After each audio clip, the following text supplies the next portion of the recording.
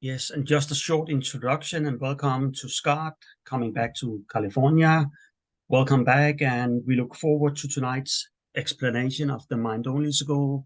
And to everybody having joined in, we are few people in our center. Looks like 4 people right now. Hello, everybody, and welcome to everybody. As far as I can tell, you all were here the last time. And with all that said, I just hand over the keys or the microphone to Scott. Welcome and get started with this. Here we are. Thank you. I'm so happy to be here and love teaching and taking this class with you. I kind of forgot how much I enjoyed doing it the last time, and how much it was so much work to prepare this class. But then it's actually quite distilled in the way it's delivered, so I don't think it's totally overwhelming the way the topic can be. So I've been really enjoying it. This is, I think I told you before, this mind-only class is for me the highlight of the whole course, and brings in some relatively rare and interesting aspects to think about this topic in relation to both the way the mind-only school sees itself. You know, I had some doubts when I started to study this topic of whether the mind-only school, having such amazing adherence in its past, would make arguments that seemed so easily refuted from the Gelugpa perspective. So I'll tell you more about that journey as we talk about it. I also found it really practical, just a really practical way to actually work through mental delusions in everyday life, thinking about reality from this school's perspective. So anyway, I'm excited. This is just a long way of saying I'm excited to do this class with you today. And for anyone listening on recording, I'm glad you came in, because I think this one is really worth your time. Let's start with a really brief meditation. It has a big effect on your mind and on my mind to meditate just for 1 minute. So just get into meditation posture and bring your mind to your breath at your nostrils, or with the rise and fall of your belly. In this very gentle way of accepting yourself, accepting that distractions inevitably going to occur. Just try to keep your mind on your breath and let other thoughts, feelings, perceptions pass by without bringing them close, without pushing them away. Just realize that thoughts and perceptions naturally arise and naturally fade away without you doing anything about them. So for 1 minute, focus on the breath.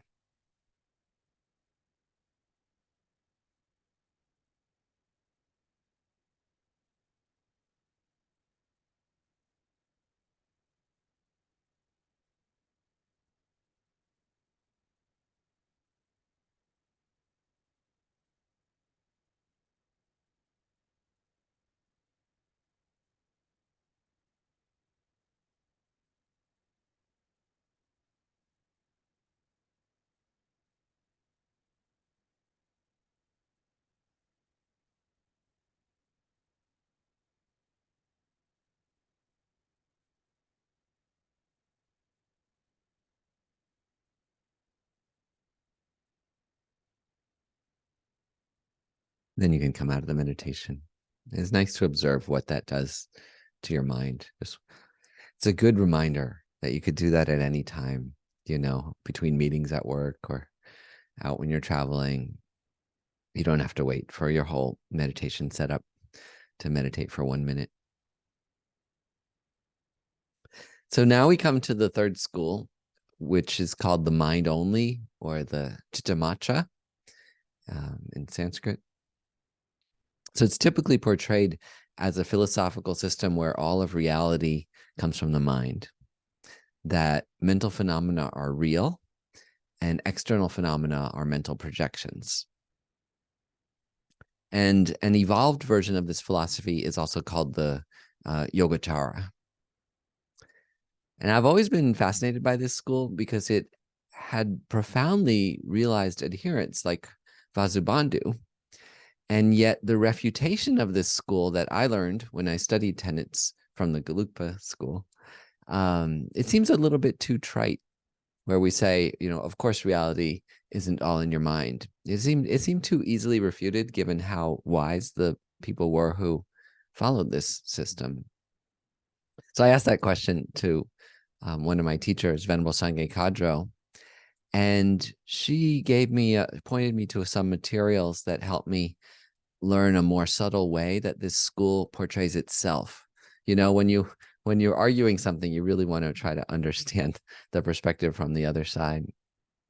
And so in particular, she pointed me to a wonderful book called Inside Vasubandhu's Yogacara by Ben Connolly, who's a Zen monk practitioner in the United States. And he analyzes a text by Vasubandhu called The 30 Verses of Consciousness Only. And something striking about these verses is that they were considered so precious by Thich Nhat Hanh that he recited them with his Sangha every single day. So what I found when I read this book was that the school was more humble and more mysterious than the way that I saw it portrayed in Tenets. And in addition to that, a striking aspect of the 30 verses is that it's almost entirely secular, that there's effectively no element of belief in its view on reality. And not even when you get to the more supernatural or seemingly supernatural topics of karma or past and future lives. These verses don't talk that much about those things. So when we learn it, one view of this school is that there's something called a store consciousness or an alaya, where karmic imprints are stored. And it's from there that all mental and seemingly material phenomena arise. And that's the thing that, we refute quite easily when we study it. However, in these verses, it does mention those two things. And the only thing it says about the store consciousness is that it's a mystery, that we don't know what it is or how it functions, but that we do observe the cause and effect of our thoughts and our actions, whatever the underlying mechanism. So instead of just telling you that, I want to read you the actual verses, the first three verses. So here it goes. Everything conceived as self or other occurs in the transformation of consciousness. This transformation has three aspects: the ripening of karma, the consciousness of a self, and the imagery of sense objects. The first of these is also called alaya, the store consciousness, which contains all karmic seeds. What it holds and its perception of location are unknown. That's the most important part at the very end there. So at first, it seems like Vasubandhu's mentioning these, it's more easily refuted ideas, talking about karma, a store consciousness, and karmic seeds.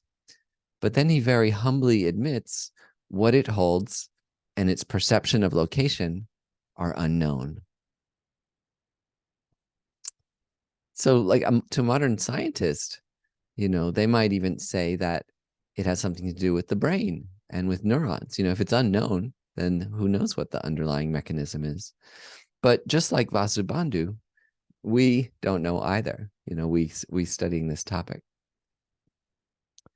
So I want to give a hybrid approach to this mind-only topic today that's grounded both in how the traditional Tibetan texts represent the mind-only point of view, how the Yogacara itself more subtly and humbly presents itself, and also on a modern quantum mechanical interpretation of the role of the mind in reality. So the mind-only school is the first of the four schools that also posits the selflessness of phenomena. So here, for the first time, they say there is an absence of duality between subject and object, between perceiver and perceived, that they're not separate. For an external object to exist independently, it would have to exist independent of perception, of a consciousness perceiving it. And that object from this school doesn't exist. An object doesn't exist independent of the consciousness perceiving it. So in this school, as we learned it in tenets, consciousness is real. And while independent phenomena independent from perception are not real. And there's a basis of consciousness called the store consciousness, where karmic imprints are stored, that we talked about in the beginning. So in this school, the object is not the cause of perception or the consciousness that perceives it, because the perceived object and the perceiving subject are coexistent. That the object and the perceiver come to exist in the same moment, and they disappear in the same moment.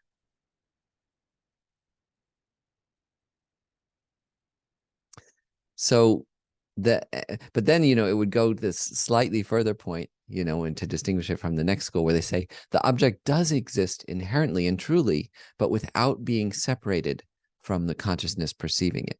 So this is an important difference from the other schools. Now, one of the greatest strengths of this view is that it corresponds, I think, really well to our meditative experiences.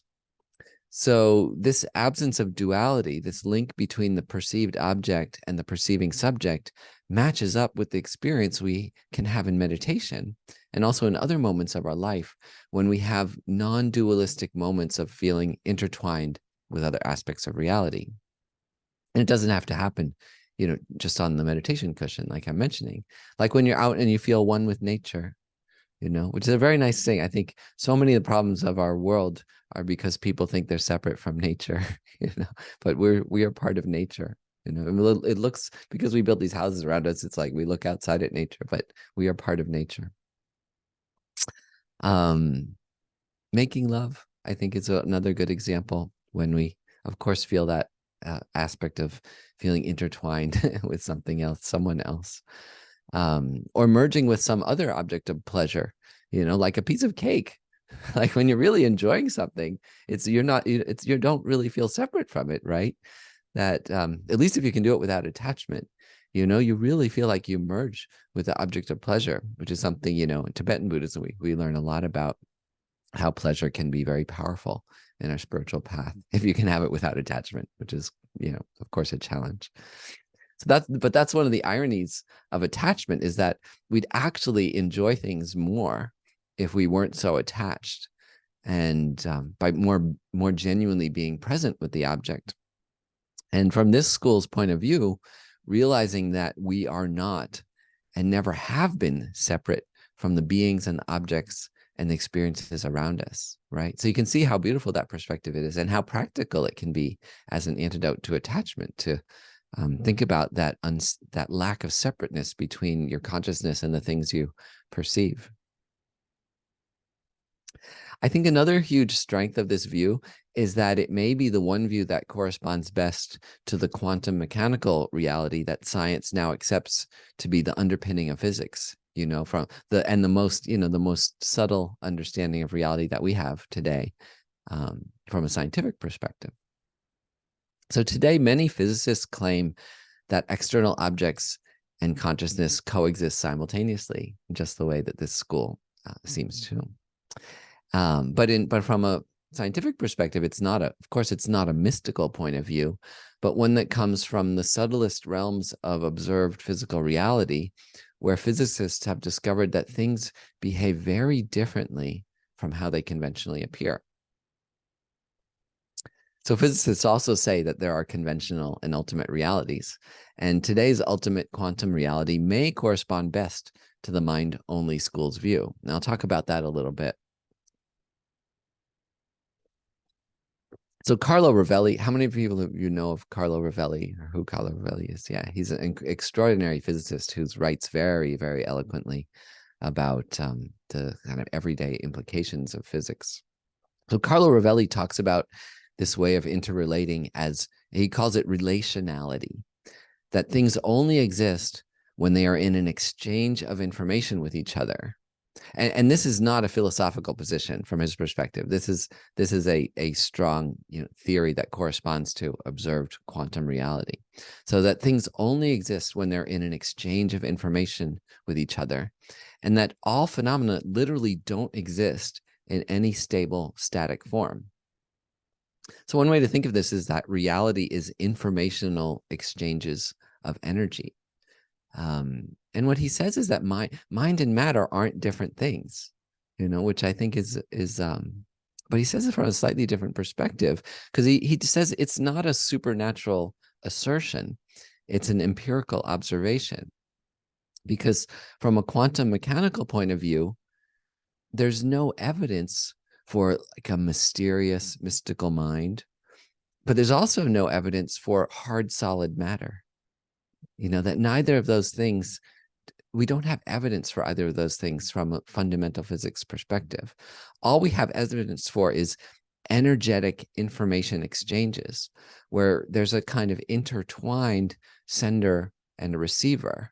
It's like the senders and receivers don't really exist, only the messages, like an object intercepting transient information that seems to make it real through its perception, if that makes sense. So a word like perception from a physics point of view isn't mystical. It's just the concept of measurement, right? Perception is measurement. When we use that term measurement, it's quite confusing in physics, but it's like they're almost synonyms, perception and measurement. So things only exist, and it doesn't necessarily mean a mind too, like a measurement can just be exchange of information between two things or two particles, if you want to use that word, but it doesn't quite make sense. So things only exist as they're measured by other things at the quantum realm. But according to quantum physics, every measurement changes both the thing being measured and the measurer. So measurement itself is change. Everything is change. Now, when you scale this intertwined reality to the macroscopic observable world, and we use the language of the mind-only school, it sounds weird that we create our own environment through the ripening of mysterious karmic seeds from a mysterious store consciousness, right? It sounds pretty mystical. But since the mind-only texts admit that they don't know what karmic seeds are or where they're stored, but only their observed effects, right? The mind-only school is quite empirical. It says all we see are the effects. We don't actually understand what the mechanism is, or supposed mechanism is. So in practice, the mind-only view isn't that different from physics empiricism, that objects only exist at the moment when consciousness perceives them. They don't exist a second before or a second after, even though new measurements produce new simultaneously arising subjects and objects. Every moment is new is one of my favorite Buddhist teachings, and it seems to be quite true from a physics perspective. So to get more practical, this view of a continuously arising reality of simultaneous perceiver and objects can more easily explain why I can perceive a person as beautiful while you might find that person unattractive. Because all perception is individual and conditioned and changing. That's just one example. So Carlo Rovelli puts this into harder scientific terms when he says that we each actually see different pictures of reality. He gets very specific, right? Because he says it's actually, if we're looking at a lake, each of us actually sees different photons coming from the lake in front of us, and they collapse into quantum reactions with different receptors on our retinas. So each of us genuinely does perceive a different reality, even from a pure hard physics perspective. Like there's no consensual shared reality out there to experience, only individual measurements, exchanges of information, what we call perception. So that's going to be one meditation. We're going to do two meditations today. We're going to do one meditation on that, the meditation of the mind-only view of phenomena, that explores this view of simultaneously arising subject and object with the mind, whatever that might be, being the basis for both. One of the biggest hangups are the words. of you, because when you say the word mind, you start to have very kind of hard and kind of supernatural thoughts, I think, quite quickly. But if we get more precise about what the mind might be, it's much more subtle and much more provable too. So we're going to do one other meditation today. The other meditation is on the emptiness of the self, how conscious beings exist. And in this school, since subjects and objects are not separate, since there's not a difference between objects and consciousness, technically there shouldn't be a second meditation, right? Because consciousness and objects are the same thing. However, I did want to do a second meditation, guide you through it. One that comes from the Yogacara tradition on its differing view of the 5 aggregates. This is the thing I found so practical and useful when I started to study Vasubandhu's 30 verses. Because since this school doesn't admit to a, quote, real external reality, it looks at the 5 aggregates differently. So the 5 aggregates of form, feeling, perception, mental formation, consciousness, they're modified so that the aggregates are mental. We look at these like omnipresent mental factors instead. So in particular, instead of physical form, the first aggregate, you just think about sense contact, the internal psychological experience of perceiving an apparent external reality. Which is really, when you think about it, a bit more accurate to our individual experience. And the way that this is conveyed, in the 30 verses, it's so subtle and so beautiful that I wanted to share the meditation. It's quite practical. It's not just intellectual, but it's a very powerful antidote to all the delusions that helps us to stop our impulsive responses to craving and aversion right in their tracks, as we carefully watch how reality and our biases are constructed step by step in our minds, I mean, this comes from my own experience walking around. For so many years, I've been taught if you meditate on the 5 aggregates, it'll help fight your delusions. So I'm walking around all day long, as I get angry or attached, thinking form, feeling, discrimination, and mental form. And to be honest, I did not find that effective. But when I learned this other way, just a more purely psychological, mental way, I found it much more effective. So we're going to do that meditation second. So to summarize, this school, which we can call the mind-only school, which is a normal translation for it, it sees the non-duality of subjects and objects.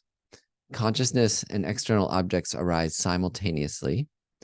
The mind is considered real, with a basis in a store consciousness, whatever that is, where karmic seeds are stored and from which karmic seeds ripen. But the school's own view is that karma, store consciousness, and karmic seeds are just labeled terms whose underlying reality we don't know and may even be unknowable. Right? And that's where I find that the school comes so close to the next school, because it really just says that these things are labels, these things that the middle way school uses to refute the school. Actually, the school, when you study it on its own, admits that they're labels. So from its own point of view, this school is, I find, quite humble and arguably even secular in most of its parts, that it looks at reality carefully, even empirically, and admits that the only way we know anything is through our minds. And that if we're going to be honest with ourselves, we need to construct an understanding of reality based on perception and mental experience, since that's all we experience directly. So that's the introduction to the topic. And like before, now we mostly meditate for the rest. We'll do this meditation. We'll take a break, do the second one, and then have time for questions. Okay. So settle yourself into meditation posture again.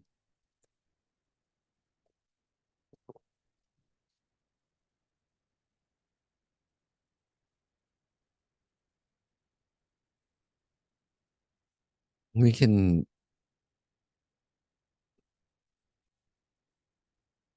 motivate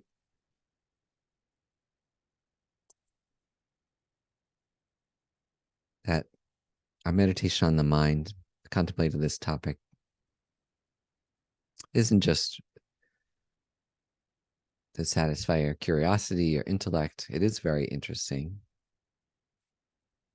But to learn how to bring out our best qualities and to let delusions fade and disappear, to be happy and to be a cause of happiness for everyone we encounter.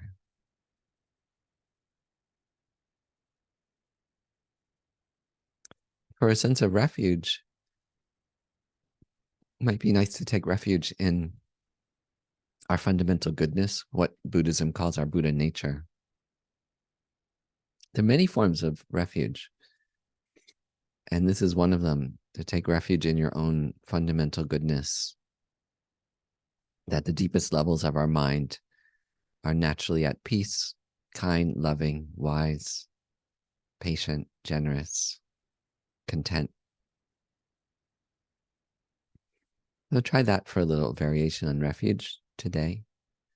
To take refuge in your inner goodness, and that everyone has that. Fundamentally good at our core. The delusions are more superficial. That the mind itself can be a source of refuge in everyday life.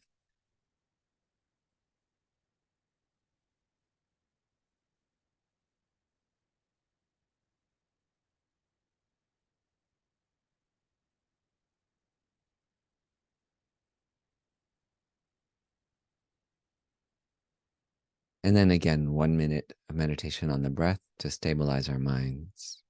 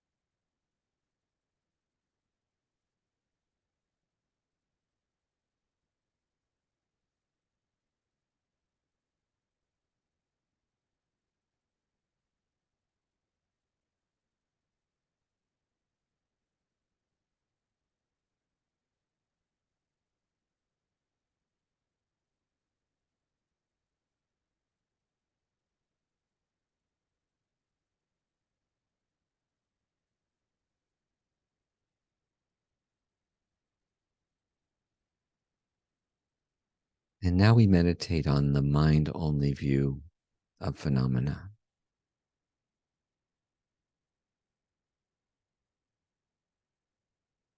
How things exist.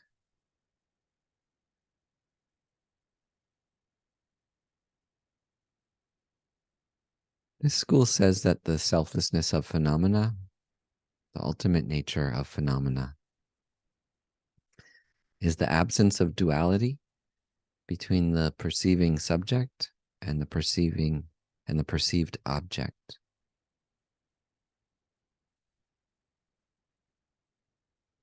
That subject and object aren't separate things.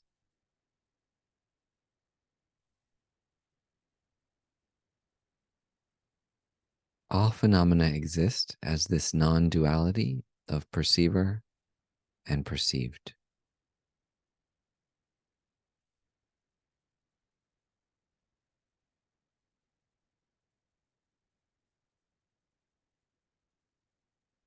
But this doesn't mean that anything we imagine exists. The mind-only school doesn't say that whatever you imagine comes into being, but something much subtler, that everything is made of something that I personally think isn't matter or mind in the way that we coarsely think about them,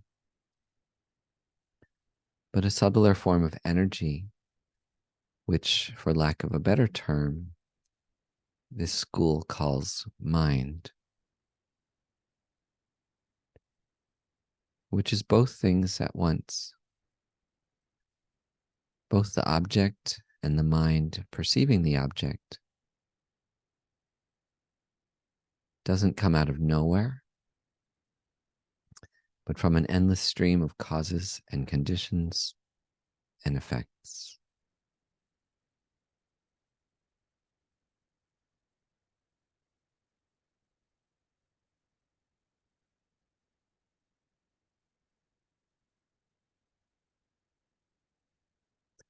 So bring to mind some object like the ones we've been contemplating so far. Your phone, and one of my favorite objects, your home, a car, a delicious piece of cake.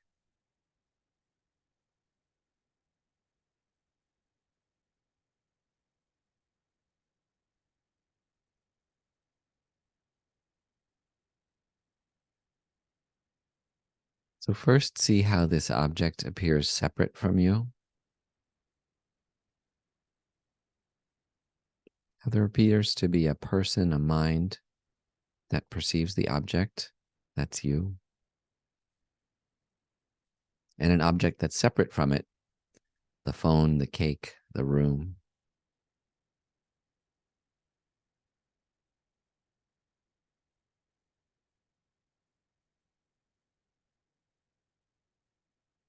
And whether you think of these as made of matter or mind doesn't matter, because it's the separateness that we refute.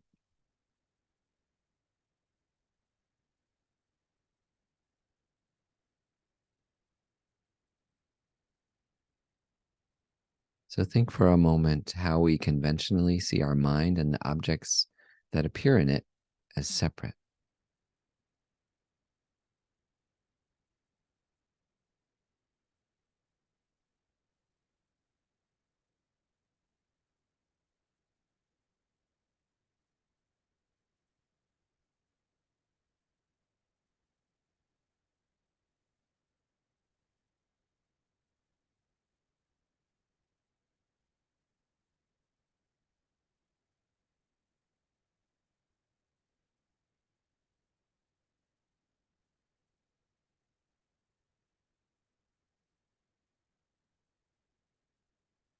Then notice how, from a scientific perspective, we don't necessarily have any direct evidence of anything but our inner perceptual experience.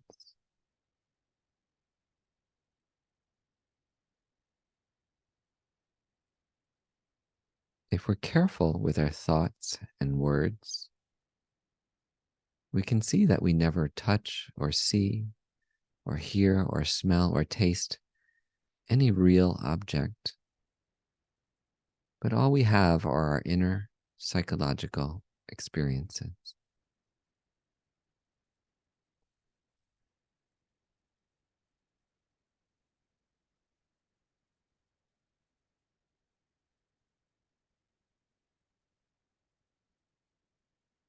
So to be precise, we're trapped inside our minds, and we only have access to sensory signals that translate something that appears to be external into our inner psychological reality.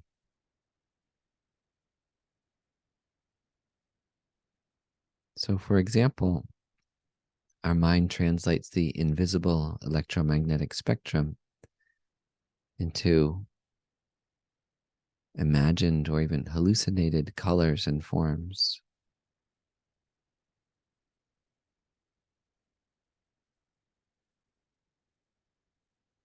Sometimes people say the retina is the real interface between the outer and the inner world. But remember now that we also know the retina through our inner psychological experiences. It's also a psychological phenomenon like any sensory experience.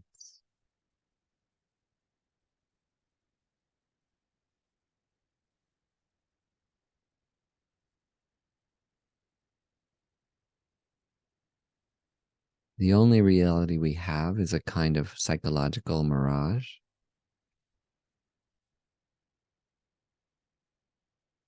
It's not that these experiences don't exist, but the way they exist, the only way we can probe with our mind, is through these internal sensory signals.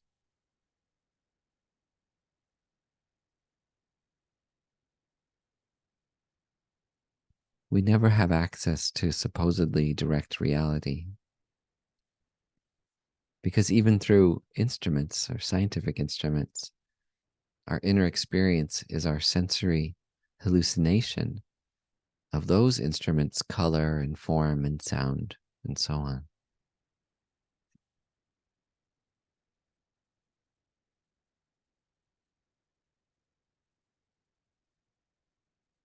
So meditate on this intermediate way of existing, where we accept that all we have access to is our psychological inner reality.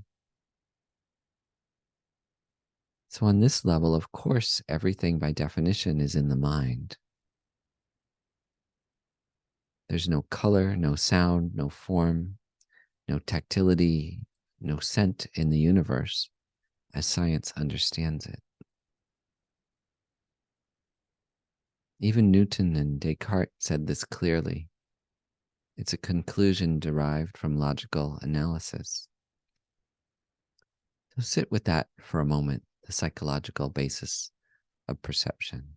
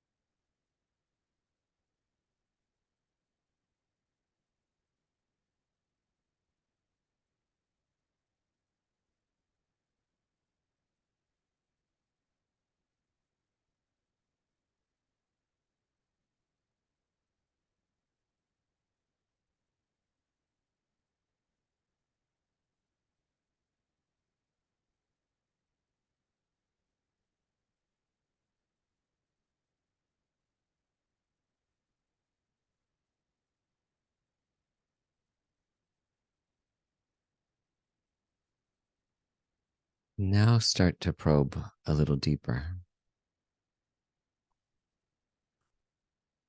Because from the scientific point of view, we believe that there really is matter out there in the universe that sends us signals. Light bouncing off objects reflected into our retina, vibrating air that our ear perceives as sound, molecules drifting into our nose that we perceive as scent. But we dive deeper.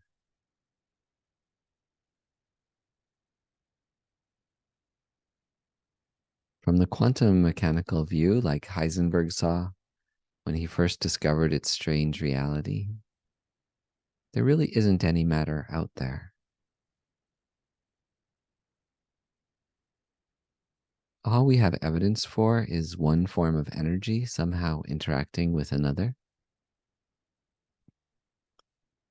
There's no matter that these quantum informational waves proceed from. There's only the information in the form of quanta that we call photons, electrons, and so on. And break down even further upon analysis into pure information.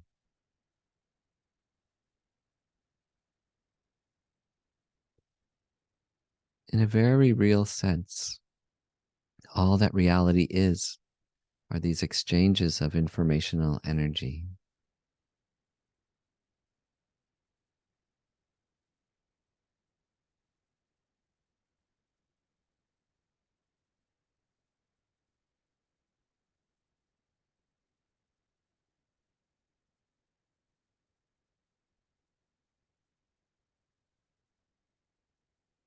But remember, in those exchanges, There isn't really a sender and a receiver.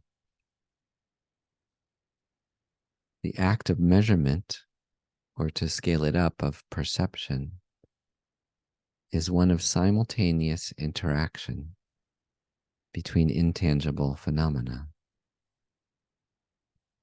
There really isn't matter, only energy or information.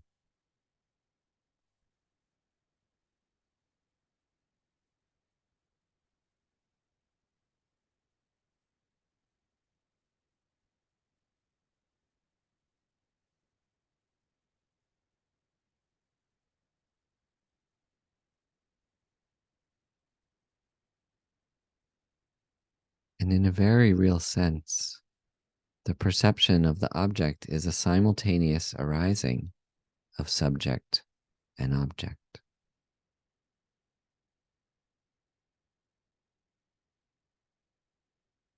According to physicists like Carlo Rovelli, it's hard to make any claim that things exist at all outside of their interactions that somehow collapse the possibility of interacting into actual interactions.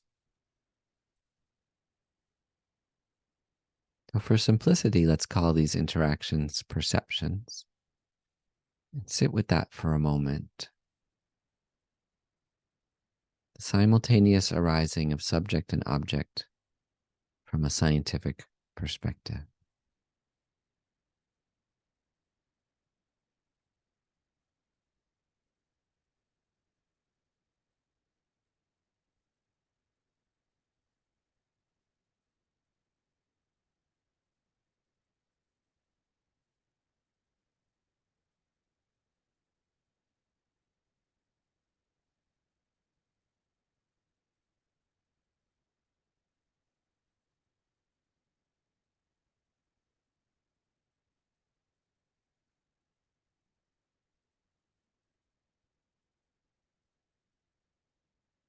What does it say about reality if there's no matter and there's no mind in the conventional way we think about them? There's only exchanges of quantum information, the entanglement of probabilistic waves that we experience as a flash of energy.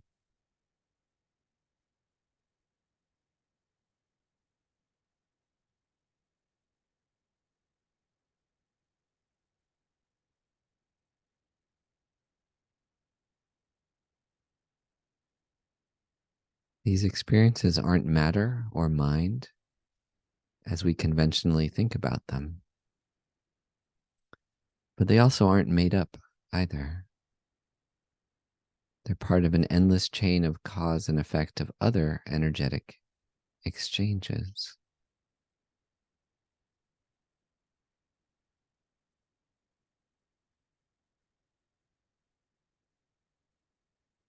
So, what if we call those exchanges of information mind?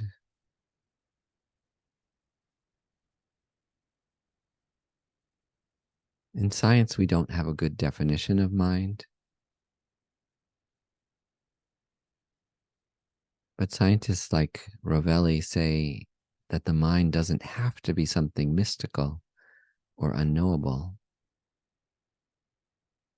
that we could call mind the quantum exchange of relational information. That's all.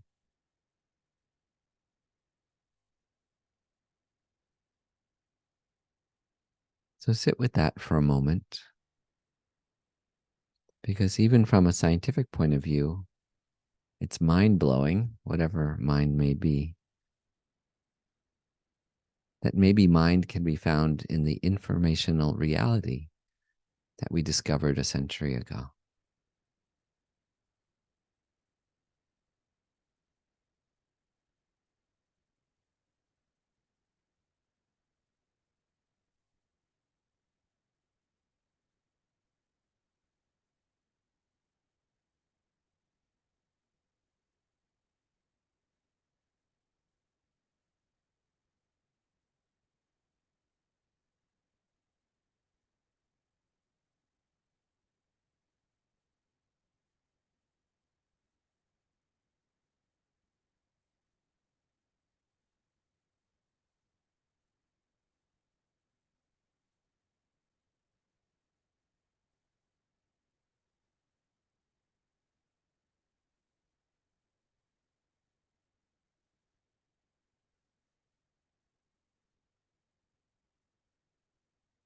then to map this to the Buddhist view, we don't necessarily need anything mystical.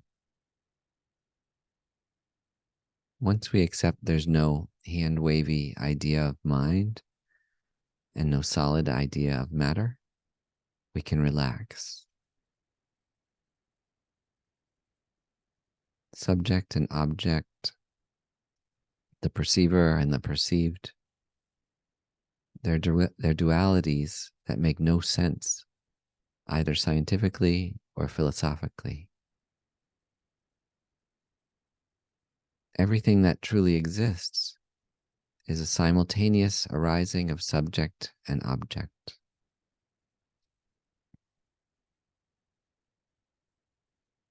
From this school's point of view, the concepts of subject and object are illogical dualities.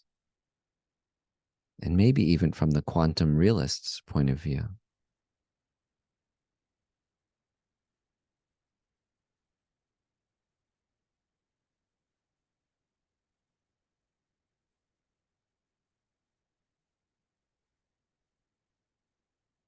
Let's try and see reality like this for a moment, however it appears to you.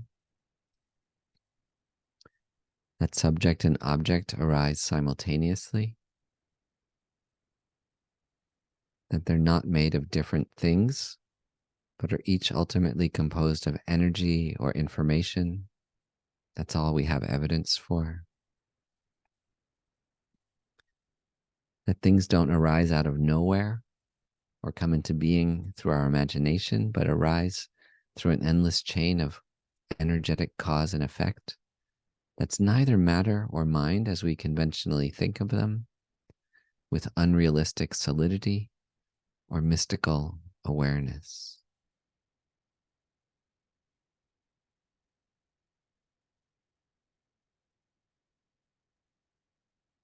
And for the sake of this school, why don't we call that simultaneous arising of subject and object, of matter and mind, mind.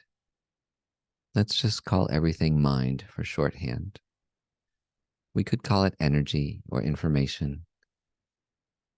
But this school uses the label mind for that experience of simultaneously arising subject and object. So let's meditate for a minute on your object and any other object that appears to your mind and see whether this makes sense. How subject and object arise simultaneously. How the label mind is a completely reasonable term for the simultaneous arising due to energetic causes and conditions that produce energetic effects.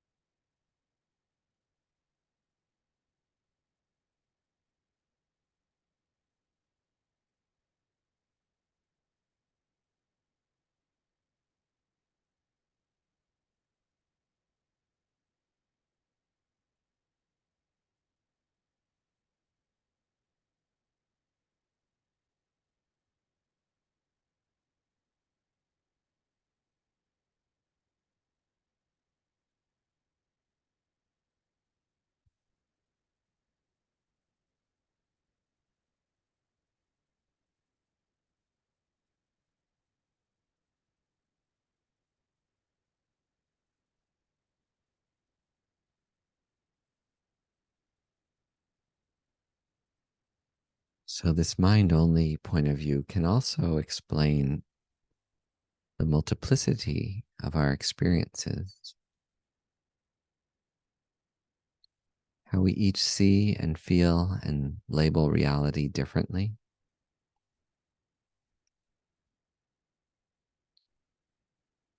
It actually makes more sense than an absolutist point of view of objective reality. Because since we each have our own unique experience of simultaneously arising subject and objects, we each have our own unique follow-on causes and effects through feelings and thoughts and actions.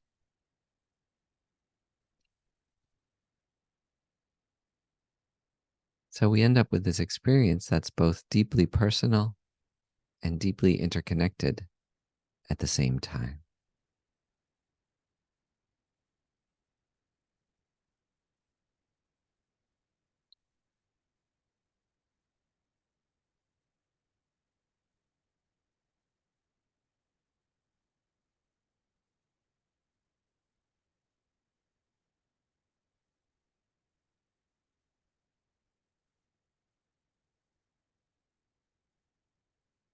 And you can come out of the meditation.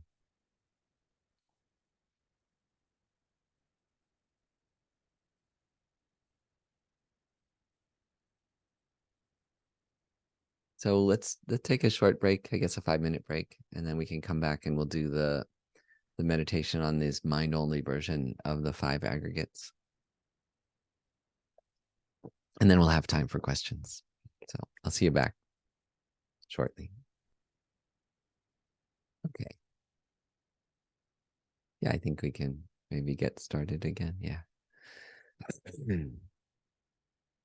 Okay, so this is this mind-only version of a meditation on the 5 aggregates that I got from studying the Vasubandhu's 30 Verses, this great book by Ben Connolly called Inside Vasubandhu's Yogacara. I always joke about this book because it's one of the best books I ever read, but I don't think the title really is like a ringer for people browsing on the bookshelves or anything. So get yourself into meditation posture. So this meditation comes from Vasubandhu's 30 Verses on consciousness only. Very moving text that explores the mystery and the beauty of the mind-only school. The text itself is actually quite humble, and it doesn't posit a reality that contradicts our secular point of view, or a secular point of view, I should say. Admitting only, it admits only to a mystery of observed cause and effect in the universe and in our minds. And it gives us powerful tools to steer our minds toward first controlling itself and then becoming a cause for our own happiness and for doing good in the world.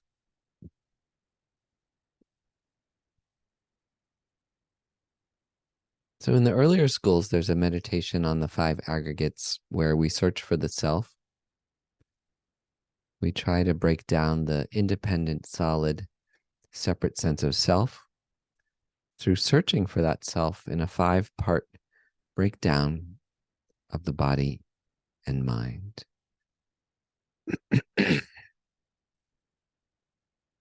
In that model, the first aggregate is form, the body.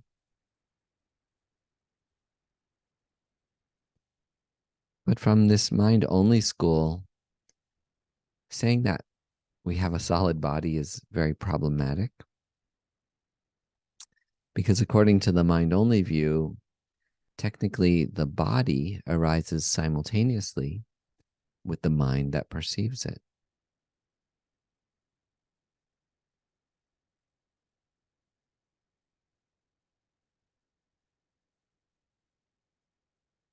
This doesn't mean that the body just randomly, spontaneously comes into existence. It's much more subtle than that. In this meditation, form, feeling, perception, volition, and consciousness, 1 physical and 4 mental aggregates that we're more familiar with, these turn into the all mental aggregates: sense contact, attention, feeling, perception, and volition.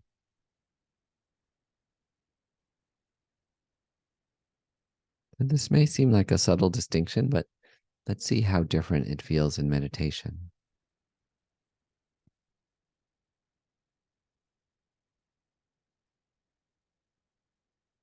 This meditation is very practical, and its greatest value is to counteract when our mind is having one of its diluted states of attachment or anger or numbness.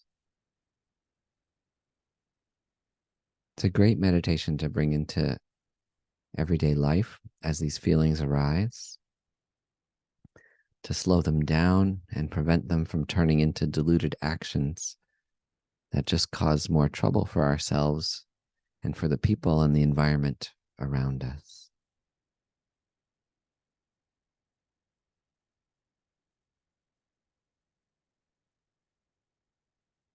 So once again, imagine some object or situation for this meditation. But if you can, choose one that brings up some strong attachment or aversion. You can think of a real object, like a piece of cake or a beautiful body. Or you can think of a situation like an argument or a sensual encounter, or even a moment of indifference, like ignoring an assistant or a waiter in a store or restaurant. But what we do now, conjure that object, thing, experience.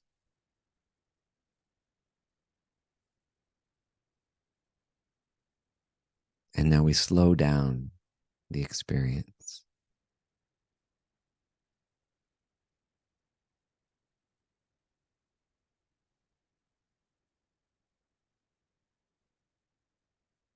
So first we notice that instead of form, instead of a hard external reality,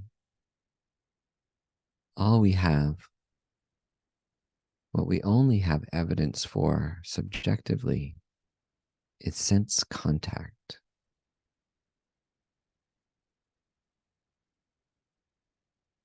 The stream of sensory information coming from eyes, ears, nose, fingers, or tongue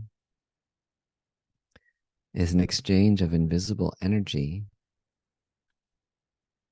that our mind turns into psychological illusions of color, form, sound, touch, taste, smell.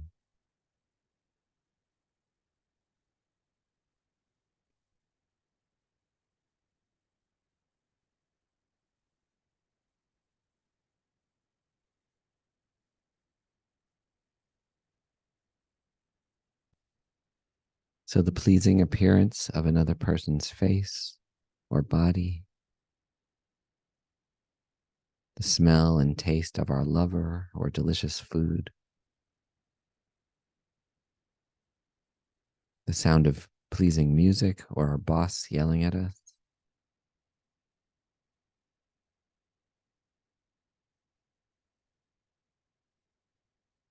At this level of sense contact, there's no positive or negative. There's just our senses somehow making contact with the energetic world around us.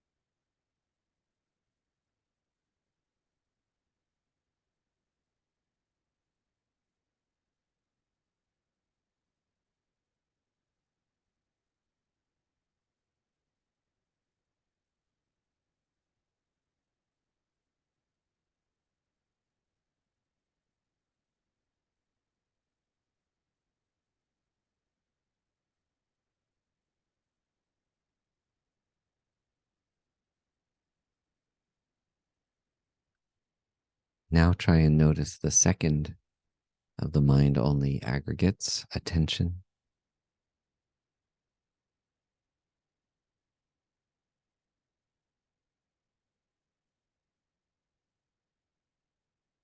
See how your mind pays more attention to some things rather than others. You ignore almost everything except this one object that you're bearing down your attention on. Just pay attention to that now, to attention itself, how your mind makes choices about what's important.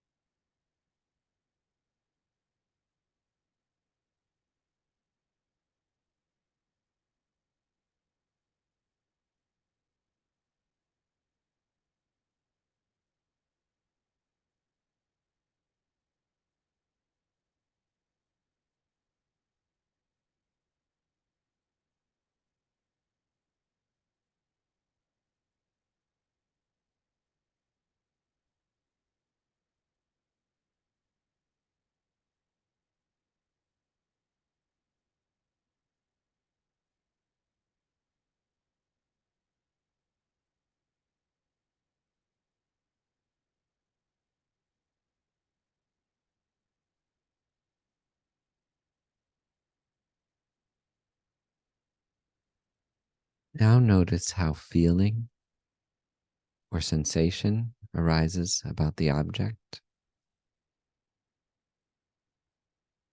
This isn't the more complex idea of feeling, emotions, but the more fundamental reactions of feeling pleasant, unpleasant, or neutral,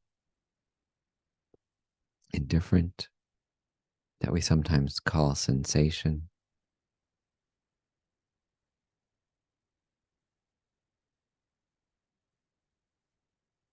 So see how your mind reacts and chooses to see this stream of information that we call our object as something it wants more of, or less of, or doesn't care much about at all.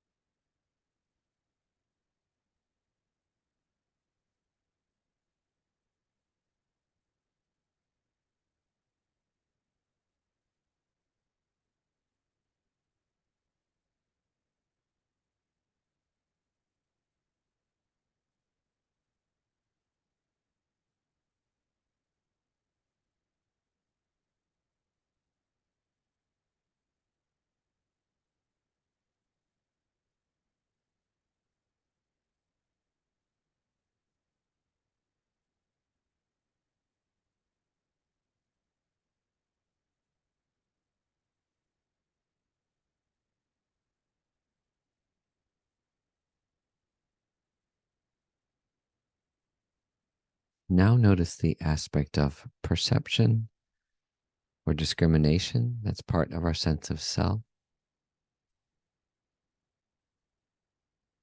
This fourth aggregate is our mind's ability to wrap the continuity of perceptual experience into discretely labeled entities. Cake, clerk, lover, home, boss.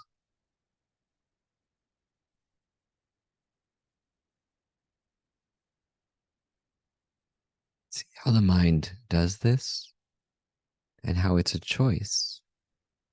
However spontaneous these choices are made, to label certain bundles of energetic information as delicious cake, my lover, the angry boss. Meditate on that for a moment. Perception.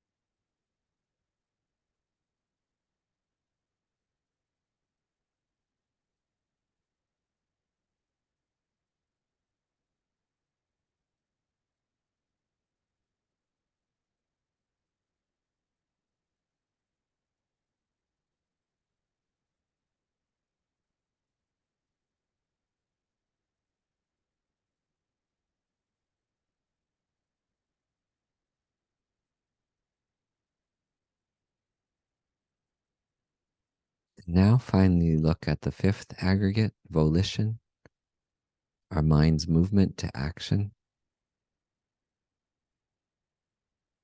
Our urge to act on this stream of contact, attention, feeling, and perception with speech or body or thought.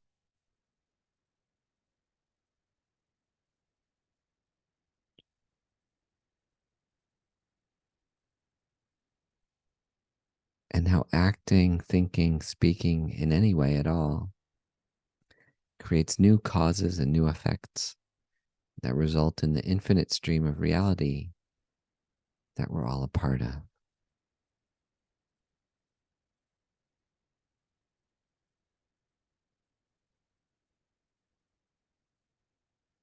What we try to do here is to remain conscious of whatever volition wants to do, but not to act on it.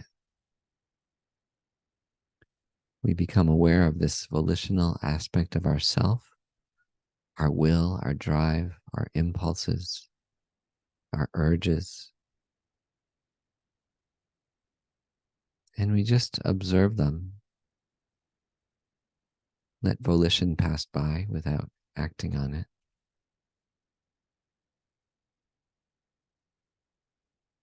Later, from a position of wisdom and compassion, we may choose some action to take. But to get the extraordinary reward of this meditation, for it to become a cause of a happy, meaningful, self-aware, beneficial life, just let whatever volitional aspect of your mind arises and watch it without being moved to action. And do this for a moment. Just watch that volition, your urges associated with each moment of consciousness.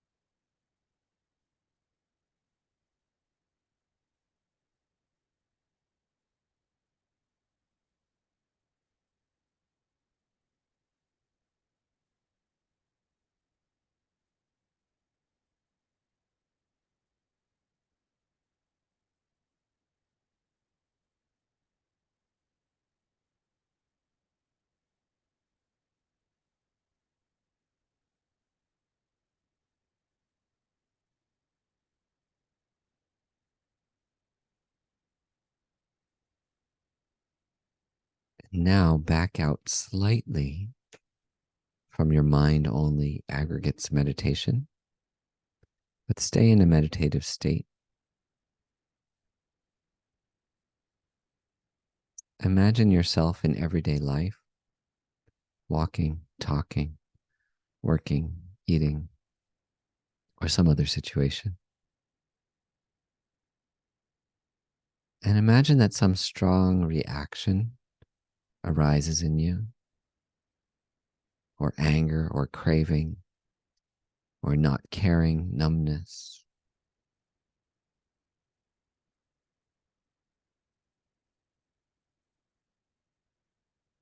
Then imagine that these mind-only aggregates come to mind. You remember this meditation,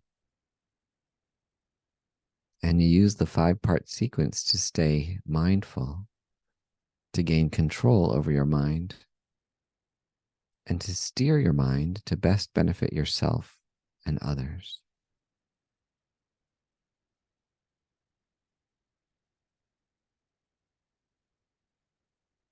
You become aware of sense contact in your situation.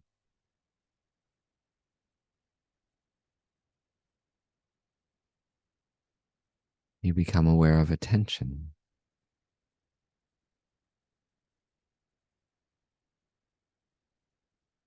You become aware of feeling or sensation.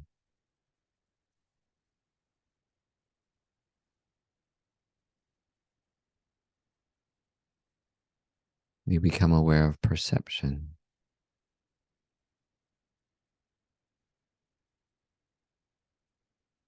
And finally, you become aware of volition, and you don't let it take control of your body, speech, or mind.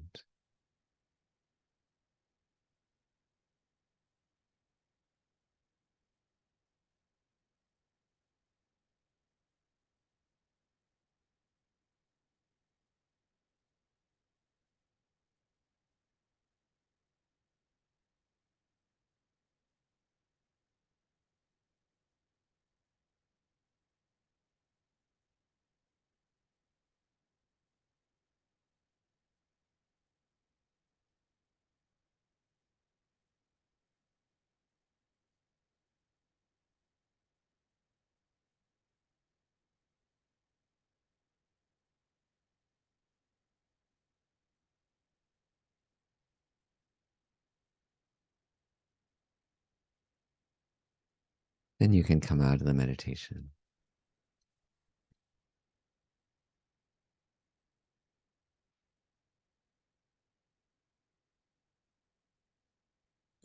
And we have time for lots of questions and discussion.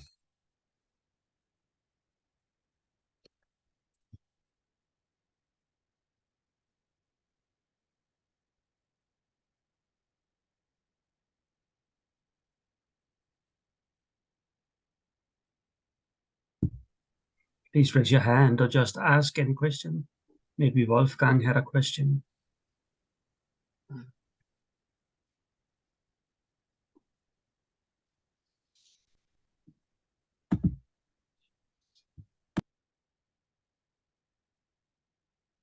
Yeah, sure, Wolfgang. Yes, Mr. Snibbe, why are there 4 different schools for the view of reality? Why was it not clarified by the Buddha?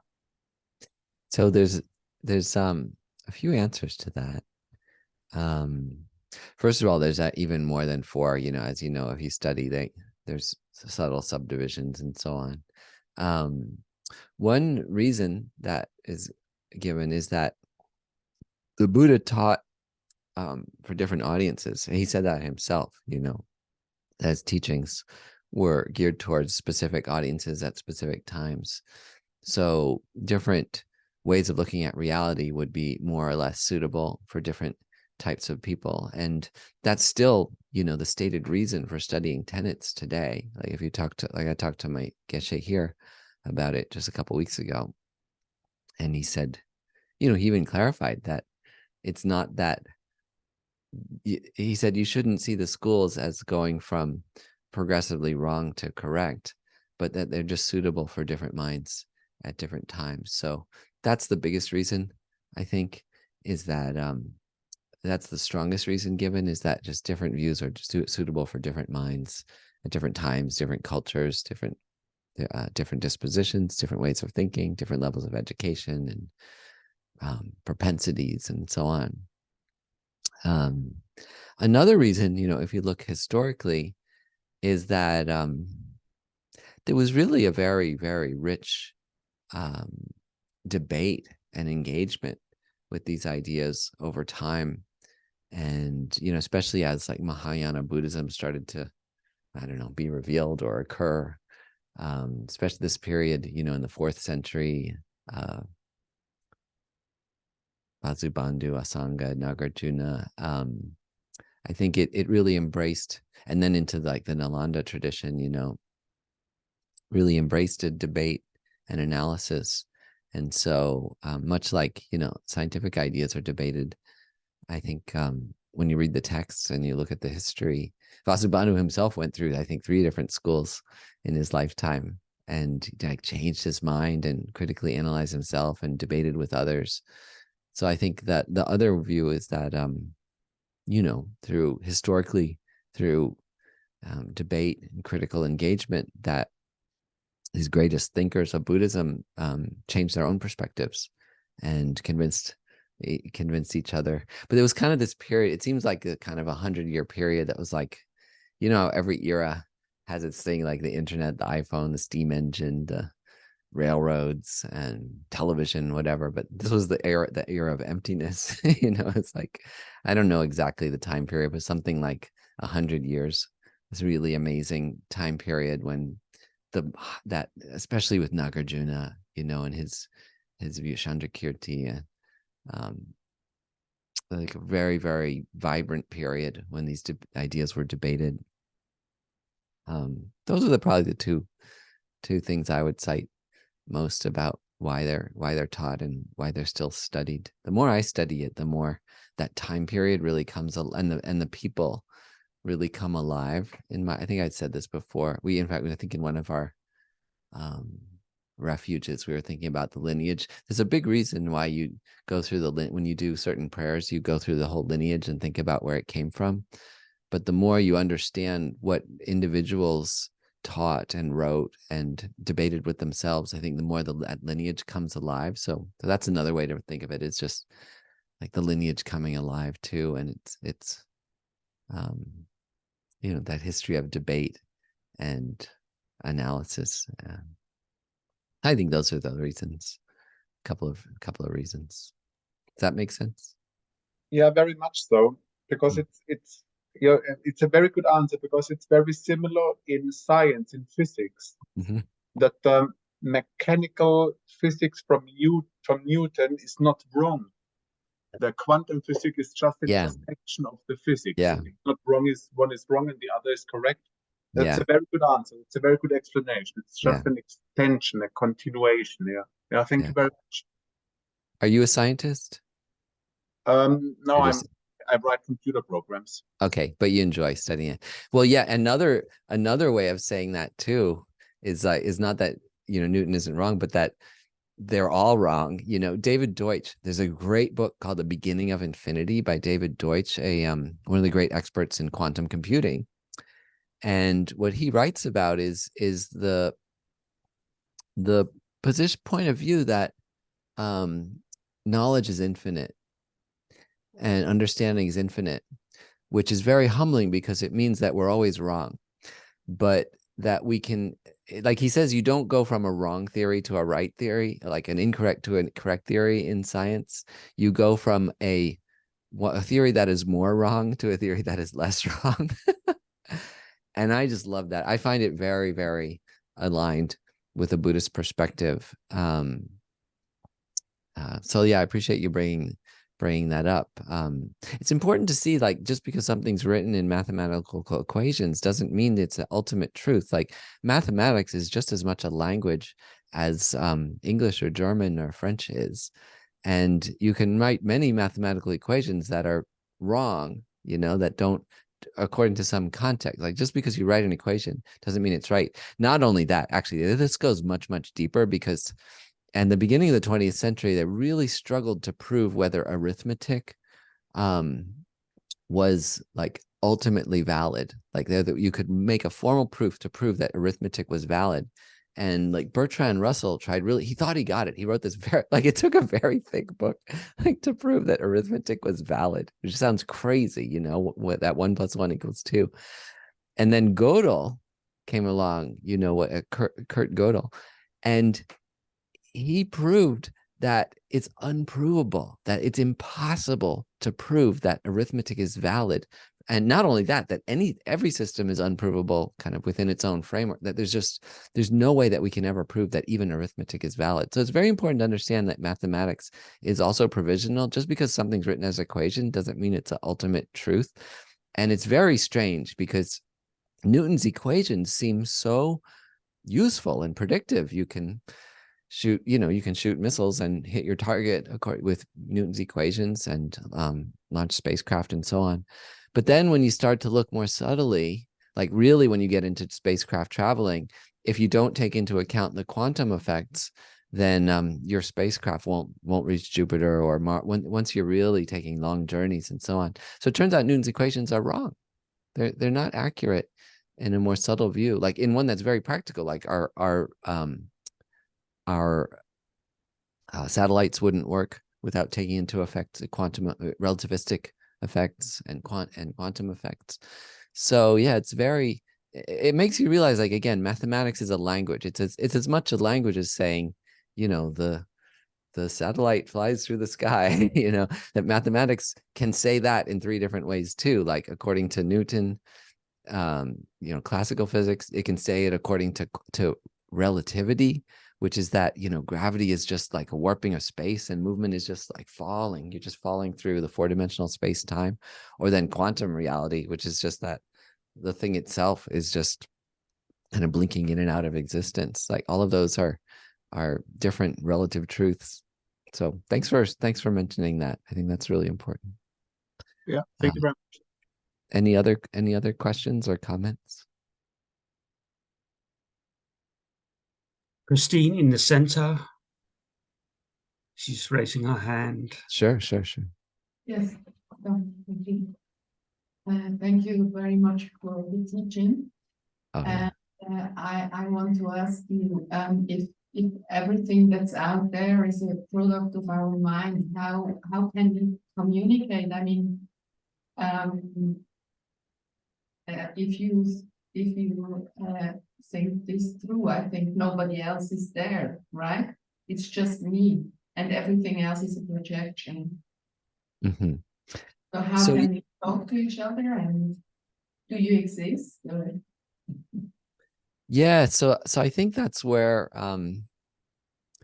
you know, to try to understand this view, it's definitely not the view that the only thing that exists is what's in your mind, and like whatever you think of is true, is accurate, comes into existence. Like that, I think is like a misunderstanding of this perspective, because who would make that perspective? I mean, it's a fun kind of thought experiment. Like, is everybody, you can't think that, right? And when we do these, none of these meditations asserted that perspective or meditate on that perspective, right? That there's only me and everything around me is like a simulation. Like some people make that stronger perspective, that how do I know that this isn't just like a video game simulation and I'm the only real being in the universe and everything else is a simulation?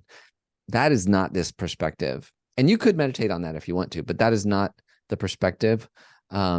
In this view, like mind is something much, much more subtle. Like when you think of mind as something sort of supernatural and separate, like especially when you think of mind as something separate from other things, that is not this school's perspective at all. It's much more that everything is mind. And in some ways, that's why I say it's sometimes good to even use a different word, like to say that everything is information or energetic exchanges, you know, like the way we might understand it today in quantum mechanics makes more sense. That it is not that all there is your subjective experience. It's much more subtle than that. Like all we have access to is our subjective mental experience. Like that you can say very firmly, right? Even if you're using an instrument like a radio telescope, still, when you look at the instruments, dials, and the pictures coming from it, you see those through your mind. There aren't real colors and forms. The instrument has no color. It has no form. The pictures have no variation of tonality. Those are still all psychological phenomena. And we've just kind of taken the illusion of our senses, and then we make instruments that create similar illusions, right? So, but again, don't go so far to think that's nihilistic. It's not that the radio telescope doesn't exist. It's just that the way we experience everything is filtered through our minds. And that when you get to a very, very subtle view, the word mind could be reinterpreted in a much more substantiated way, a way that even physics can validate it, in that mind is just the exchange of information, because all we have evidence for is the exchange of information. That's how Heisenberg came up with quantum theory. He's like, I have to go, I guess it was like Niels Bohr who encouraged him. And he's like, trying to solve these problems. He's like, only think about the evidence. Don't think about any interpretations, any theories that currently exist. And so he went and he looked, what is the evidence? All we have is this evidence of energetic changes, like electrons moving from one shell to another. But we don't even have evidence for electrons. Like he was like one of the first people who said that. He's like, wait a minute. We don't have any evidence for electrons. All we have evidence is like this quantum of energy shooting off that we associate with an electron, quote, moving from one shell to another.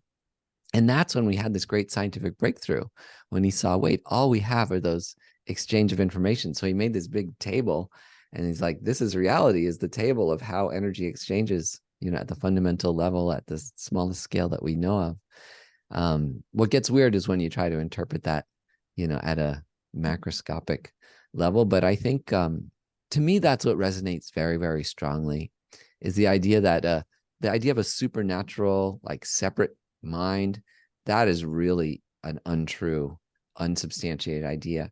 But also the idea of solid matter that exists separately from you, and especially that has qualities separate from a mind, like color, form, shape, taste, smell, totally unsubstantiated. All of those experiences are psychological. So if every quality of an object we state only is psychological, it doesn't mean the object doesn't exist. It's more like, how does it exist, right? To ask that a question, especially in meditation, and you get to a point that's very subtle that, maybe you touched a little bit today in the meditation, which is like, wow, it's much more subtle than I thought. There's not this separate mystical mind. There's no separate objects. It's something in between. And it's okay that we never discover, like, it's more important to feel that and to explore it than to come to some certain answer. And the point is, actually, there really isn't an answer. The experience is beyond all words and concepts. All the words and concepts we're using are just a tool, just like they say, the territory, the map is not the territory, like when you have a map of France or something, that's not France, right? Then so all of these words and these instructions, they are not the experience, right? They're just meant to guide you to an experience. And it's easy to fall into extremes when studying emptiness, like extremes of either nihilism or whatever reification they call it, so like what you're describing may be more like going towards nihilism, thinking like that nothing exists, which is definitely not the point. It's more just how subtly and interdependently everything exists. Does that make sense? Well, it's very complicated, right? It is sort of complicated, I think. Yeah, like, especially I think it's fascinating, but I still, I'm looking for something that I can hang on to, Yeah. some fixed point or something. Yeah, again, that's why it's so useful to study these schools and see which ones resonate with you, because I really firmly feel that the very first atomist school is very, very useful and very effective way to meditate on emptiness, and just stop at to say everything's matter, and to say that, and to just stop at particles. I think that meditation and work is very, very effective at breaking down our delusions of attachment and anger and ignorance. And I think as I meditated on emptiness for years, like just with that method, it's very, very effective. So, and like I said, Theravada practitioners might say that is the meditation on emptiness. So yeah, I think it's good to explore and see which method works for yourself. This school doesn't make a ton of sense to a lot of people because it's like, I was raised with this school. I don't remember. I talked about this a little bit, but I was raised in this school. I was raised in a very now small religion called Christian Science, which holds a mind-only school. So it's very easy for me to think this is the most comfortable school for me because I was raised to believe there is only mind. It was more this extreme view, like you're saying. I was raised with this view. There's only mind, and the material reality is just like a kind of projective illusion of our mind.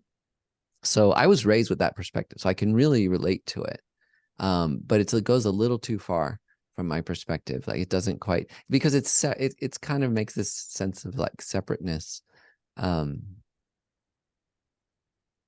yeah, I do relate to that perspective, but see which one you relate to. Most people in modern, Western cultures very much relate to a materialist perspective. Like especially if you weren't raised with a religion, that perspective makes the most sense. So why not, go deep with that perspective and meditate on the like atomist, first school. No, I like this school, but I'm trying to.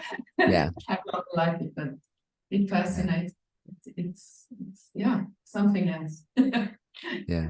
But, interrogate yourself when you say, it really helps to interrogate with the words like mind. Like, what do I mean when I'm saying mind? Just think about that out on a walk or in meditation. Like, when I say everything's mind, what do I mean by that exactly? Go really deep and try to see what you mean to yourself, what your own perspective is. And then sometimes, question that assumption and think of what are other ways to think about. That's the benefit of studying this, is you learn several other ways to think about mind, matter, existence. It's a great question. Yeah. Andrea?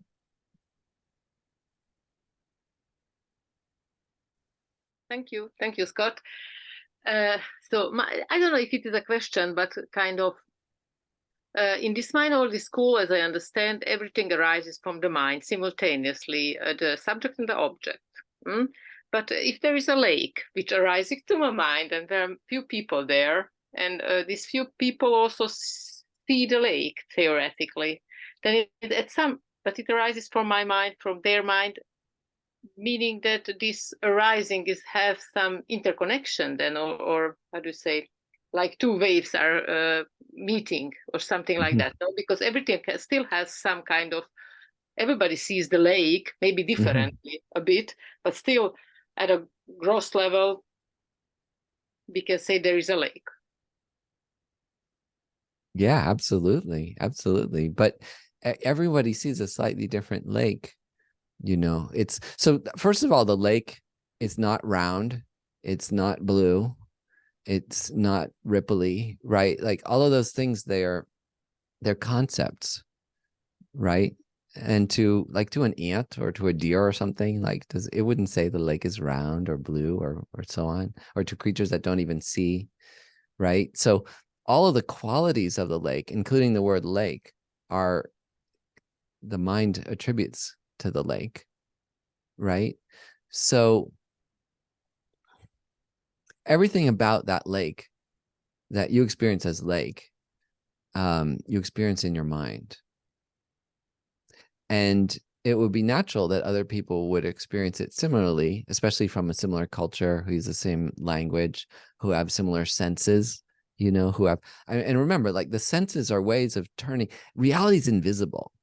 Like it's very important to realize, like reality is invisible and inaudible, right? Any colors don't exist. There's no red, there's no blue, there's no green, there's no yellow in reality. There's just invisible vibrating energy, and our mind interprets it. And so there's so many layers of interpretation going on in our minds. Now, why do individuals share that level of interpretation? There's a biological level. That's about how all of our senses evolved in a common way. So like human beings do, they've done studies. People do actually tend, like we both are having some kind of sensation of blue that's similar. Although when psychologists and neuroscientists study, people do actually see slightly different blues. Some people are colorblind, so they don't see red and green. But everybody's actually slightly different. Like it's not just that gross difference. We all see things slightly differently. And then remember also, I really like this point though, that it's actually different photons. Like there's a different energetic exchange. There's no way, it's not possible for the same photon to react with two different people's eyes. So you literally are, nobody sees exactly the same perspective, exactly the same point of view. So like, this is so irrefutable. Everything I'm saying, like there's nothing mystical. It's just quite precise and subtle. That point I find very, very striking. Carlo Rovelli makes this point that if we're all, side by side looking at a lake, we are each having our own individual experience from a physics perspective. There are different photons coming from that lake, bouncing from the sun, coming into our eyes. We each are having an individual, unique experience. And we have the convention of, we have our biology that makes us interpret that energy in similar ways. And then we have much bigger on top of it, our culture and our language that make us use similar words to describe that experience. But those experiences are unique. It's not to say you could just call them anything, that one person's seeing a tiger and another person seeing a lake, right? There is a basis, and we're not saying all there is inside your head. It's just that everything you experience is through a subjective experience.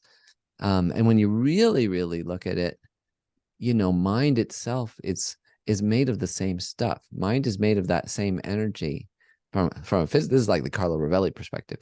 Mind is made of the same energy as the light coming from the lake. It's not a different thing. I find this very comforting and logical, because these extremes, like I think the thing that's held me back over many years, the idea that mind is something special and different and separate and like totally separate from everything else. Like, what is it? Where is it? But there's another person, Anil Seth, and he talks about consciousness. Consciousness is this thing we see as very mystical, But I asked him, I say, like, how, what is consciousness? And how are we going to understand it, years from now? And he said, it's a lot like life, the idea of life. We used to believe that there was a some kind, I forget what it was called. Maybe somebody remember. There was like a substance that gave life that people thought up through the 19th century. I can't remember now what it's called, but gradually we've come to understand that life, it's more subtle. It's made up of our organs and the fluids and the hormones and our neurons, and then down to cells and cellular metabolism and molecules and atoms. Like, we actually understand life all the way down to its fundamental parts. And yet it's still beautiful and magical. Like, we can really appreciate life without having to rely on anything supernatural. Life is totally amazing. And I think Buddhism, I think, did get to this point, like from another way, through direct experience and through meditation.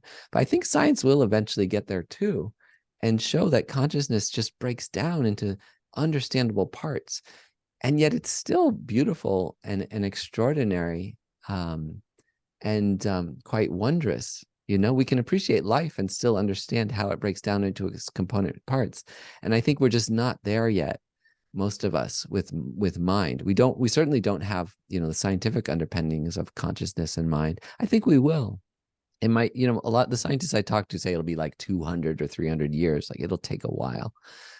But I think we will eventually understand how consciousness awareness breaks down into little individual bits.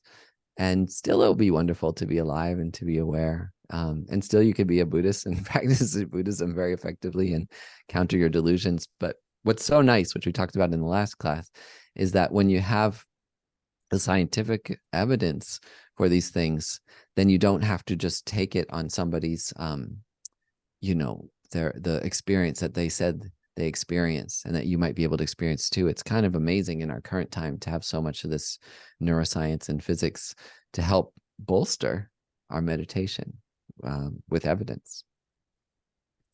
So I hope that's it's really, really worth thinking about these things. It's really, really worth asking again and again. Thank you. Is that helpful? Does that make sense why we each see a lake? And there's a question in the chat. The question would be, how would a geluk refute mind only? Yeah, well, we'll get to that in the next class. But in general, like it's this, you see, in this perspective, we're saying the mind really is something, you know, even though it's super subtle, we're still saying the mind is an exchange of energy or something. And the Gelugpas will go further and say, no, that's wrong. Like that too, it just can't be. And you'll see, I guess I'll kind of, you know, spoil my conclusion a little bit now and tell you, but the Gelugpa position is that everything is this subtle interplay between like mind parts and causes, and everything's merely labeled, including that like mind, that subtle mind energy. Like, because you see, I didn't break that down in this meditation.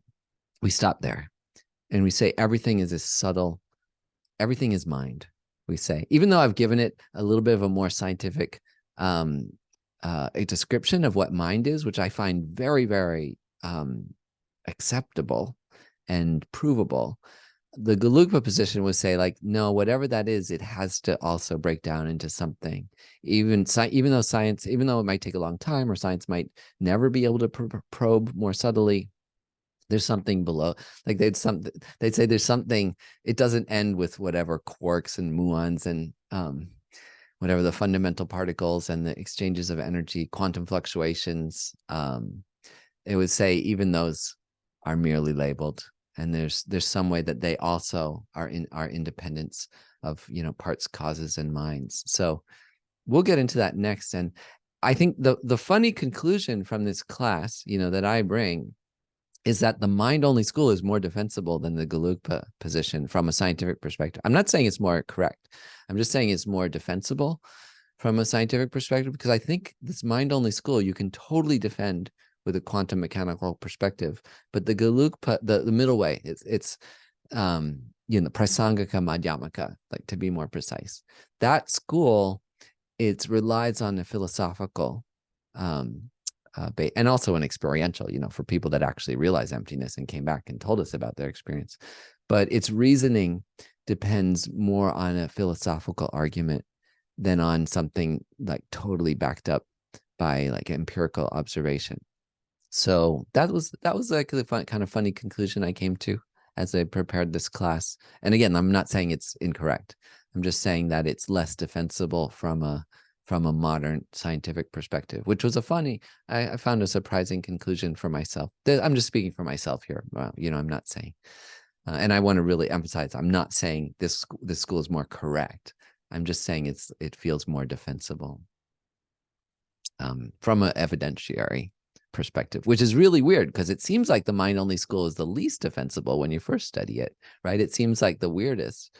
But from my perspective, it seems like the most defensible with our current understanding of reality. So hopefully that's helpful. We'll go into more detail in the next class. But it's very, very subtle and strange, the middle way philosophy, and not like I understand it, but I feel like I get like little tiptoes, you know, every year a tiny bit more. Like some teacher helps explain a little bit more, and it's pretty far out. It's really pretty far out perspective. But yeah, it'll be fun. That'll be the next class. Thank you. Roland, did you have a question? Yeah, I had a question, but now I think it's maybe also a bit more personal. It's definitely related to this class, but it's not like maybe in the jargon of this class. So it's about Sometimes people give a pointer, for example, that when you have an object in consciousness, and while you actually say you are awareness, but this object of consciousness is also like awareness or like energy. Yeah. And sometimes you feel like a little bit of well, space. Maybe like your mind is empty. How would you describe? How would you see this in your map of the landscape? Sorry for the noise. I'm not sure I fully understand the question. Yeah, I'm not sure I fully understand the question. Could you try to state, because I feel like I would just go talking. Could you try to state it maybe just succinctly? Yeah. And sorry, there's a lot of noise there. Should I? It's not okay, is it? Yeah, could you try to just state it more? State it again, your question, maybe just precisely. Okay, so for example, when you have this non-duality, you feel it's like you feel also some kind of where you feel space. Yeah. So how would you define this? Sorry, I'm really sorry. How would you define this space in? Yeah, it's actually a question. What is emptiness? What is space? Okay, Because now you I can get your also have question. the feeling of space. I get your question. That's a very, very, very good question. So this is something Lama Yeshe writes about this in the 6 Yogas. There's a book on the 6 Yogas he wrote. I can't remember now what it's called. A very good book. Lars will probably look it up. But in that book, he talks about, I know exactly what you're talking about, this experience. And probably a lot of people on this call have experienced that, like a kind of a feeling of space when you meditate on emptiness, which is, they talk a lot about it in a Mahamudra. And The Bliss of Inner Fire, that's the book by Lama Yeshe. So he talks about this in that book. And he says, you know, emptiness is not space. Like from a philosophical perspective, he says, emptiness is not space. Like we're very clear about that. And yet, from a meditation perspective, it's so useful to give that instruction. And it works so well for so many people to have, you know, some experience of emptiness. Just the simple explanation of like, see your mind as space. And so he says, you know, again, he emphasized this point that the words aren't the experience, and sometimes like the very simple, and this goes back to what I forgot her name was saying at the Logsam there, Diane, I forget, sorry, that is complicated. I think that's a very, very good point. And for meditating on emptiness, the very simple instructions are often much, much better. And when I meditate, it's usually much, much simpler than these instructions. Although I do find it's very, very helpful going through this all again. But, you know, once you've gone through it, sometimes you can kind of get into this experience more quickly. So yeah, none of the words are the experience, right? None of the instructions are the experience. And there's many ways of getting into an emptiness meditation. And that is one very common one, like especially in the Mahamudra tradition, that you just say like, see the mind like space. It's like 5 words or something, and boom, like you have some experience. And I can't say what that experience is. And it might be, if you're very reified about it though, like the thing is there's the conventional nature of mind and the ultimate nature of mind. And it's very easy to get confused in these. So if you get into a kind of a beautiful, spacious experience, like with those instructions, see your mind as space, luminous space, then the problem with that meditation is it's usually not a meditation on emptiness, because it's a meditation on the conventional nature of mind. And it's very nice experience. It can be a very nice experience, but it's not emptiness until you decimate it and you say, like, I am just merely labeled. The simplest way is to just remember, I'm just merely labeled on that experience. I have this experience of space. The mind is space, like luminous space. But then if you just add that little bit on top, like, I'm merely labeled on top of that space. Like, I can't find myself within the space in any moment of the consciousness. Like, these are actually the instructions I find most useful in cultivating emptiness, are more the Mahamudra instructions. So I think that's a really, really good question. But the key thing is to just remember that that experience of space itself is not emptiness. It's a conventional nature of mind. And you need some way of breaking it down, whether through analysis, like, okay, look for yourself in any point of that space and all the space apart from the space, or this merely labeled, getting to the next topic, just say, like, I'm just merely labeled on top of that space. Either of those will then turns the meditation into a real meditation on emptiness. So it's good to know the difference, and also and even to go through them in every session, like start with conventional nature of mind and then go to looking at its emptiness. Then it becomes, because they say, if you really get subtle, they say, like, that's only a cause for, this is where we get into, like, the real Buddhism. Like, if you only meditate on the nature of mind, conventional nature of mind, that's not a cause for enlightenment. That's a cause to be born in, like, the formless realm or something. That I think that is the case. So, and I cannot explain what the formless realm is. Ask Geshe. No, I'm Dr. Somebody. I don't really understand that. But that's what they say. It's not like a cause for enlightenment. And there's no reason to be scared of it, but to try to do that, like, extra analysis. If you want it to be a meditation on emptiness, you need that extra analysis of not finding, especially a middle way view of emptiness, of not finding. And that's why the middle way has problems with all these three schools, because they would all argue that all these three. You asked such a good question, because it just gets to the essence of all of this, right? So that's where the middle way school would find a problem with all of these three prior schools, because they all do find something there at the basis, even though, this one is quite subtle, and it's quite beautiful, like this subtle energetic transformation, but still it's not middle way emptiness, where we're still finding something in the end. So we'll do that in the next class. Great question. Thank you. I have a question. Okay. So I try to do lucid dreaming, and I sometimes compare this. If you're awake in a lucid dream, that it's a dream. This I understand under a lucid dreaming, that I know I'm dreaming, and then I can even influence it.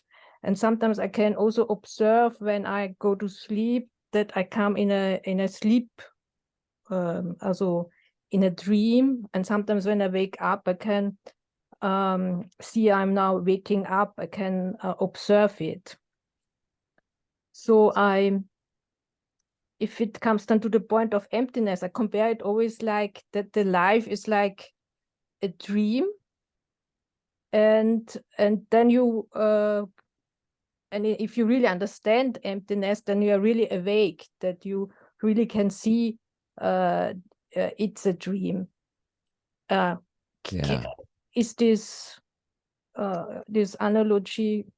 This is another one of the most common metaphors for emptiness, is that to see things like a dream, right? And so I think you really are getting at, that's another very, very fruitful one of the metaphors, is to see how real dreams seem when we're experiencing them. You're scared, you feel attachment and so on, and then you wake up, it's like, oh, that's all in my mind. Well, the key is to see, like, that reality is just the same way. Like, our strong reactions, like, especially with the delusions, the strong reactions we feel to waking reality have just as little basis, that there's no reason to have this strong attachment. It's just habits that we have this strong attachment and aversion So dreams are very, very there's a lot to say about that, and I think we're already over time, but yeah, to see reality as a dream. But again, it's very, very subtle, because you're not just saying like, oh, it's a dream, I can do anything, it doesn't matter. No, you actually have to see like that reality is not as real as it seems, it's dreamlike, but also dreams are more substantial than we think, because we're having strong emotions. We're actually, we're creating imprints in our mind that cause us to, like, I've had a dream about a person, and it like changes the way I think about them for the rest of my life. It has a very big impact on your dreams. And that's why it's great if you can learn to control them like you are. And I actually had one last night because I was kind of lucid dreaming, but then I was like, okay, bring, like, what you want to do is make benefit of that. So I like bring the Dalai Lama. And I was like, okay, now I can meditate with the Dalai Lama, get some teachings from the Dalai Lama, so to do something, because some people lucid dream so they can like go like, have sex with a movie star or something like that. But they teach you that. But yeah, if you really can control your dreams, try to use them for like to do these meditations, to meet great teachers, like to bring them up into your mind. And I'm not saying that they really appear or something like that, like it, but that just to conjure them in your imagination, your dream is very beneficial, because we sleep for like 8 hours, whatever, 1/3 of our life. So if you can turn some of that into practice time, that's really beneficial. I'm taking a class on it right now with what's his name? There's this great Bonn teacher, I can't remember his name, who wrote kind of the best book on Tibetan lucid dreaming. So right, I think we're over time, so we should probably end. I'm glad we had so much time for questions and answers. Yes, and thank you, Scott. Tonight has been absolutely fantastic, and Thanks. what an thrilling subject, and you have enriched our understanding of this topic and all the schools, and I'm looking forward to the next one as well. So thank you really a lot, and thank you everybody for coming to this teachings and class tonight, and hope to see you all again next week. Yeah, likewise.